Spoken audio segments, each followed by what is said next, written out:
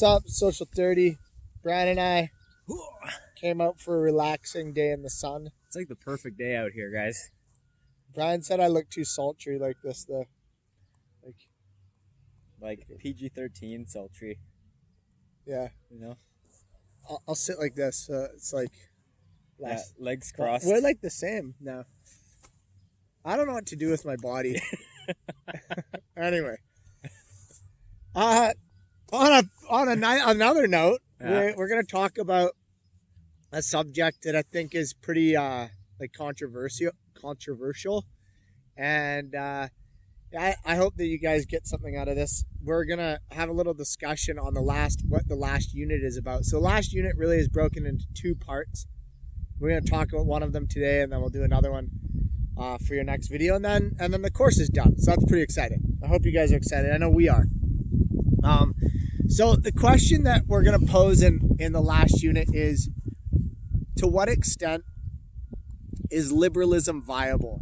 And so if you think about the word viability, that means the ability to stay alive.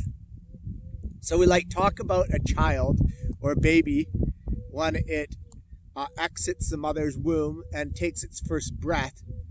If it is able to breathe on its own and it's able to begin its development processes, we would say that is a viable child. It has a high level of viability. Whereas if it is ill or can't breathe on its own, then it needs assistance. You would put it in an incubator. So we ask the question, is liberalism viable? Meaning, will it survive into the future?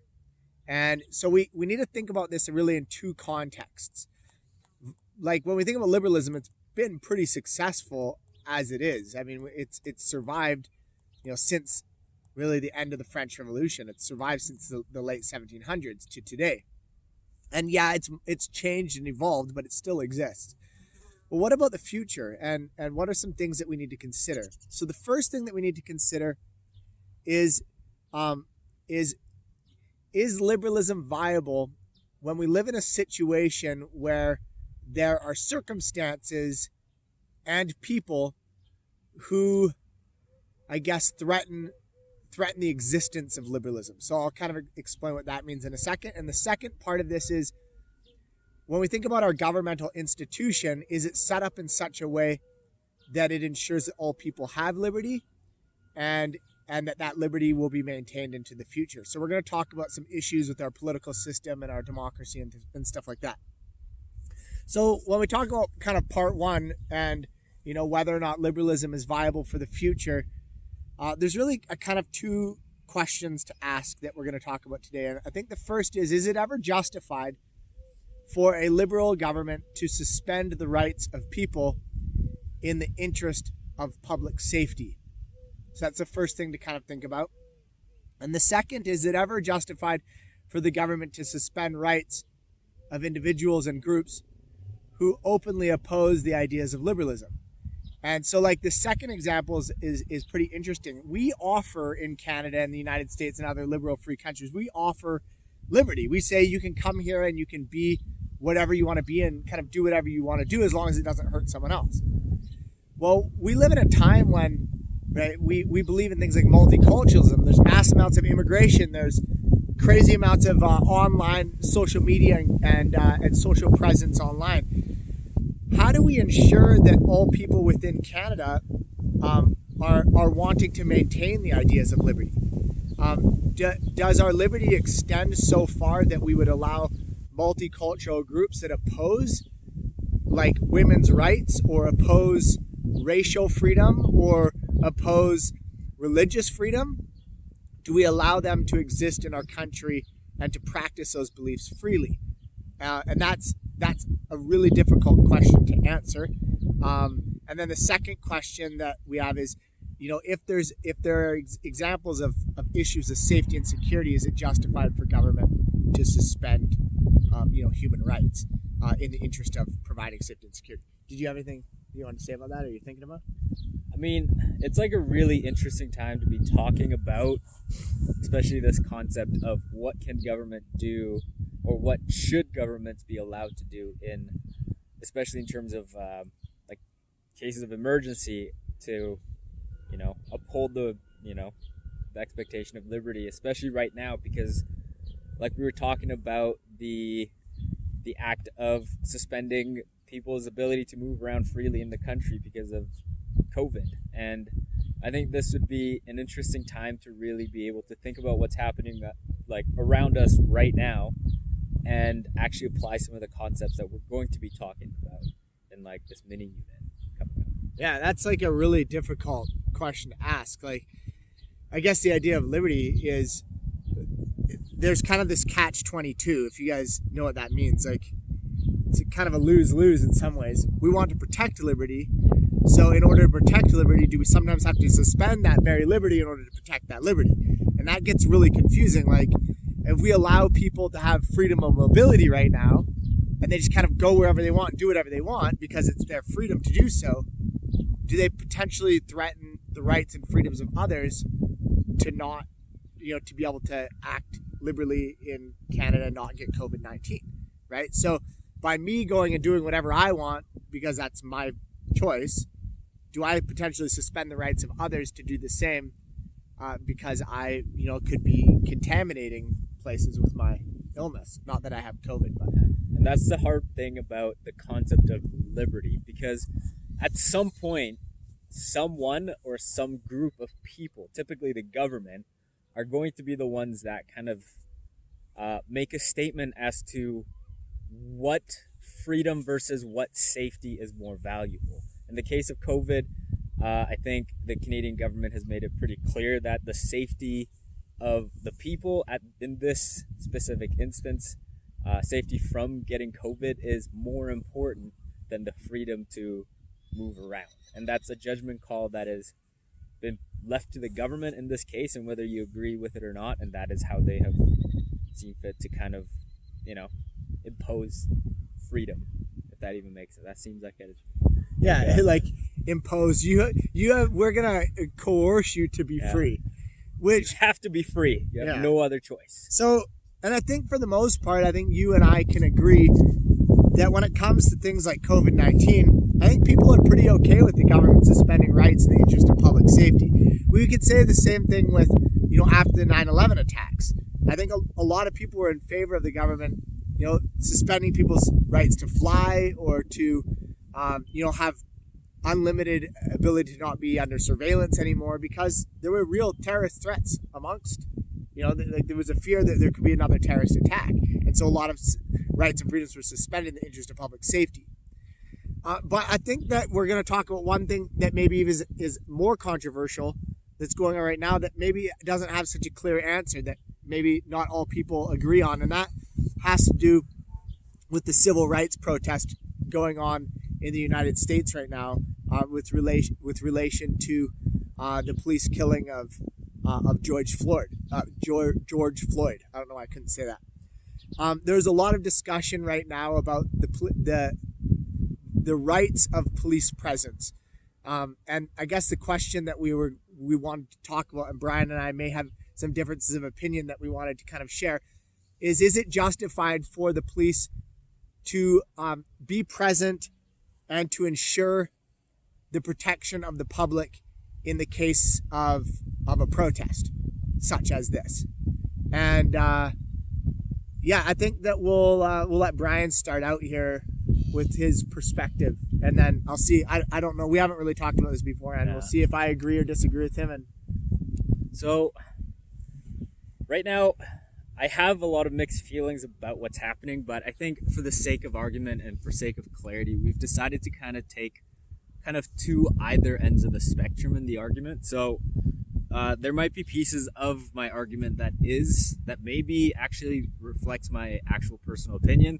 There might be some that does not, and me as well. Yeah. So it kind of goes both ways, because we kind of tend to be on kind of float around the middle. But in terms of this discussion, I feel like the biggest, maybe just even as a thought, like a thought exercise, even to just think about reframing the relationship between the protesters, the police, and the government. And rather than saying the police work for the government in order to ensure that the people do certain things, I think we should also be able to frame the concept as to the police work for the people to ensure that the government are doing certain things, if that makes sense.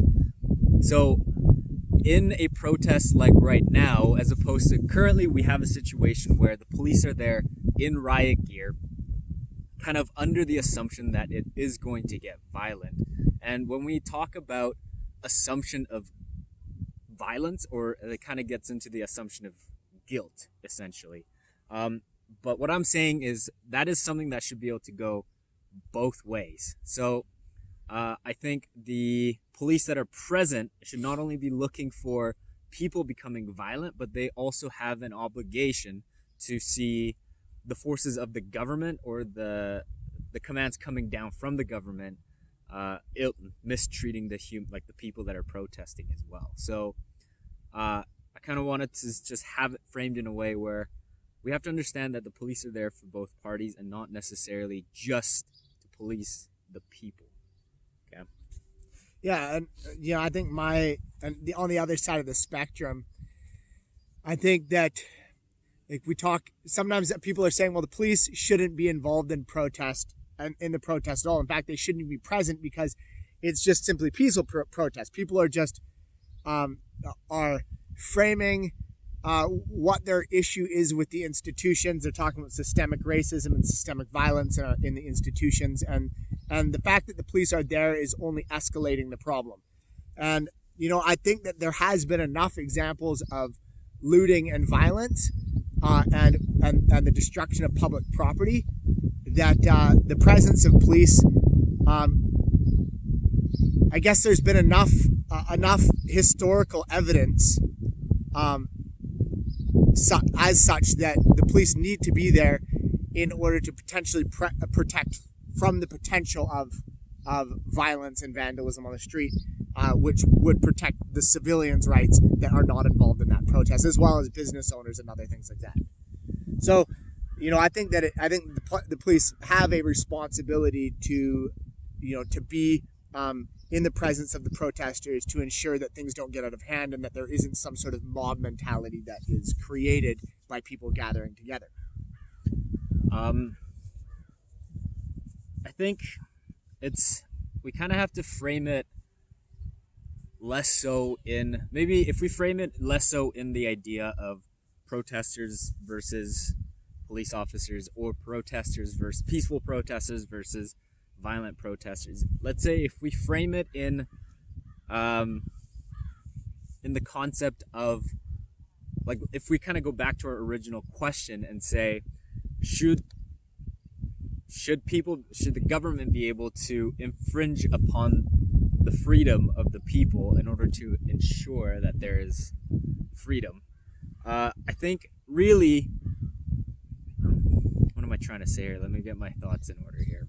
So really the initial event that really sparked all this was an infringement of human rights on an American citizen. And I think the response to that was the US public and people around the world kind of stepping up and saying, okay, now is the time that we see fit to practice our right to protest against the infringement of our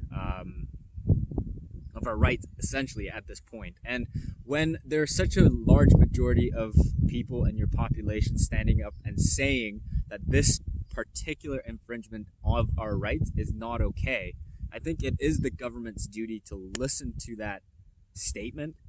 And yes, there is that idea of, yes, the police should be there to, ensure that there is peace in this protest. But at the end of the day, like, the government has the responsibility. Like, it is literally arguably one of their primary jobs to listen to public discontent, and especially in this case is public discontent based upon infringement of their rights. And right now they are responding to that by further infringing upon the protesters' rights. So you think the presence of police further infringes upon?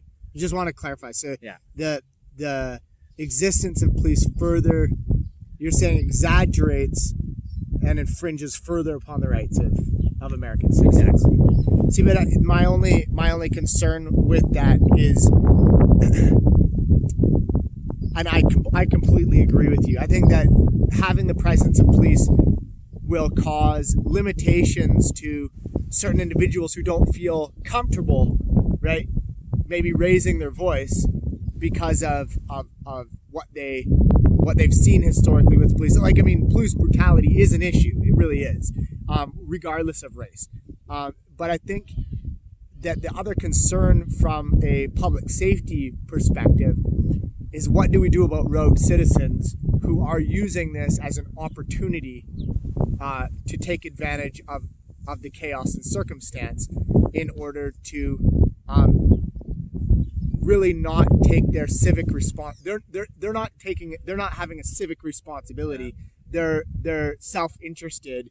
And so I know the media has definitely blown up like the idea of looting and rioting, but even like in what is it, Bristol in England, they were tearing down that statue yesterday. And although, you know, I can see why they're tearing down the statue of this one of the founders of their city who was involved, who made his wealth off the backs of slaves. And, you know, I'm not saying I agree with it or disagree with it, but the fact that they took on their own, you know, the protesters by their own choices and through this kind of mob mentality started destroying public property without the consent of the people, right? In a sense, is authoritarianism. In fact, I would argue that that's tyranny of the majority. Well, it's not even so much as tyranny of the majority, but it's mob rule, right? Tyranny of the loudest. The loudest, the grease, you know, the squeakiest wheel is getting the grease here. And I don't think it's right that, you know, some protesters take it upon themselves to be the authority on a certain circumstance. Yeah. So I think the presence of police ensures, you know, in riot gear, ensures that those that are using this as a moment of, like they're trying to use this as a moment that's advantageous for themselves, you know, these kind of rogue citizens that aren't in it for the peaceful protest are held accountable, right? I don't necessarily think the police being there is holding people guilty before innocence, so to say. I mean, I think maybe I don't want to get too off track of like the stance that I've began with, but I wonder if the main issue of having this argument isn't necessarily about whether or not police should be there or not, but maybe I think a function of the police while they're present, because like what their responsibility, like what they should be doing. Because right now we have plenty of examples of, like, I think we kind of forget that even police officers still have the right to practice the constitutional rights given to them. That's right? True. They're citizens as well. They're as much of a citizen who have the same rights to protest the government as much as the protester holding there with a sign. So I think we've seen a lot of examples of maybe the purpose of the police being reframed in certain places where there's plenty of instances where the police officers and like the leaders of the police officers are choosing to protest peacefully with, and we're seeing a lot less instances of violence occurring in those places. So I think maybe the issue and the concept of like further infringement of rights, I think, is more coming from the concept of police showing up with a militant, militant attitude and gear. I think sends a certain message, and I think I agree with that. There's a lot of this gray area, right? And I think the police presence necessarily maybe isn't an issue. I think maybe it's the infringements happen when there is a clear statement by the police saying you're about to do something wrong, so therefore we are here in military gear, as opposed to we are the police and it is our job to uphold the law and to serve and to protect. Exactly. And I think like there are lots of instances, like that's what's driving me crazy about this on social media. People are calling for the police to be removed from the circumstance completely, and I disagree with that. If I went to Stampede, is there a higher level of police presence? Absolutely. Absolutely is. Are the police there because they assume that everyone's going to do bad things? No. They're there on the they're not there on the assumption. They're on there in order to serve and to protect. Is it possible that when you have a higher concentration of people that are publicly drinking, right? When you have a higher presence of people, is it possible that there are rogue citizens that are going to act in a way that violates other people's rights and freedoms? Yeah. There's a higher instance of it because there's more police presence. If you have more people in one area, you're going to have more police in that area because that's the job of the police, to serve and to protect. And so I think having police at a protest isn't necessarily wrong, but I do agree. I think the purpose or their intention, right, is what's potentially problematic. If we see police in full riot gear, I guess in some ways are presuming guilt before innocence. Because we also have to, like, the example of especially something like the Stampede or instances where there are maybe more general rowdiness in the population or a higher concentration of people. I think there is something to be said about police presence, but I think when we give power to, say, the police or to the government to begin making judgments preemptively prior to action, I mean, it is an exaggerated, there's many steps to really get to this, but if we're to exaggerate it, it's getting on the same kind of staircase up to the point of, say, Stalin's purges, right? I mean, there's couple different, I guess, things at play, especially with Stalin's purges, but there's the assumption of these are our values, and while you have not infringed upon our values, because we feel like you might, we're going to do something about it before it happens. Right. So there's always a risk of using the police in order to enforce certain ideology. Exactly. And that is illiberal. That's what that is. And so the presence of police, I completely disagree with a lot of what I'm seeing on social media about getting rid of the police, like defunding the police is a big thing. That is not the right answer. Like, there's nothing about liberty. Like if John Locke was to hear that, he'd roll over in his grave, and he's the father of liberty, right? The idea of police is to protect us from the government and the government from us, and its job is to play kind of the mediator between those two entities. Mm-hmm. And as long as that's what the police are doing, and that's their purpose, it's not to stop the protest, but it's to ensure the safety of business owners and other citizens.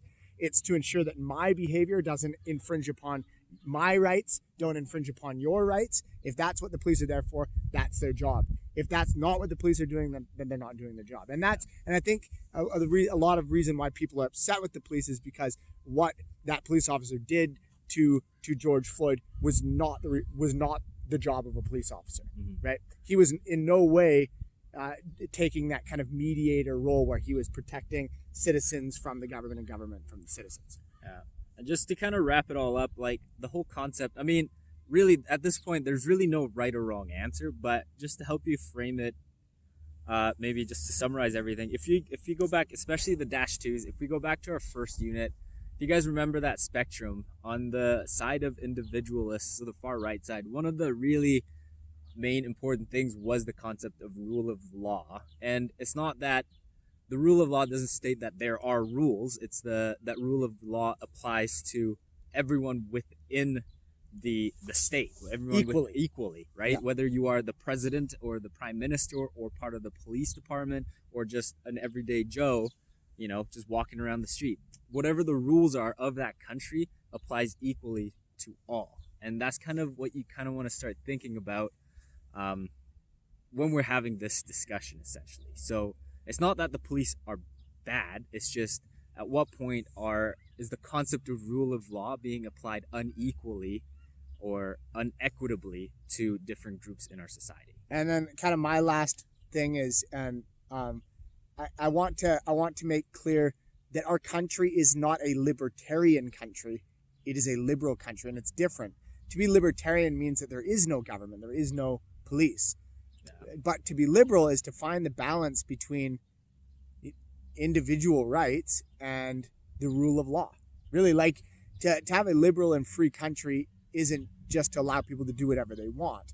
It's to have a country where we all have signed a social contract where we've agreed to live by certain rules so that we can all have as much freedom as possible, is kind of the idea. And I really strongly believe in that idea of learning to live together peacefully by obeying and sustaining the law. And as far as like this whole movement, this racial segregation kind of movement that's going on, I strongly believe that it's important that regardless of your race or gender or age or social standing, all are equal under the law and should be treated as such.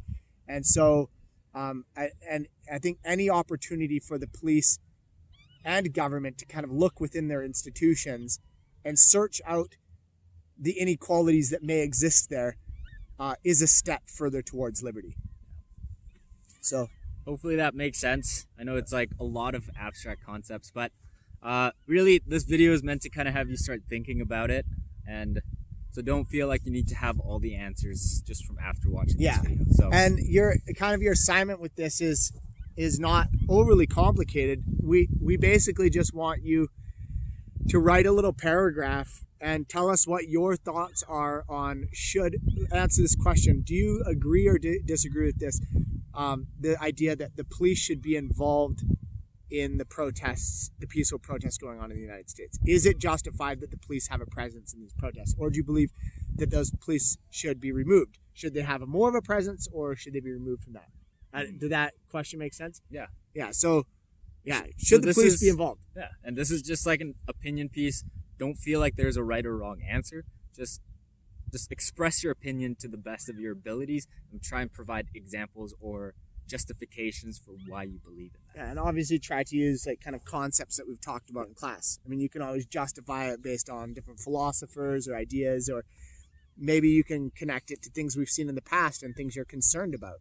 However you want to approach that is fine with us. But again, the question is, should the police be involved in these peaceful protests to either a greater extent or a lesser extent? We're getting eaten by mosquitoes out here. So we're gonna I have like 20 mosquito bites. So. And also, I'm late for a Zoom meeting right now. So okay, bye guys.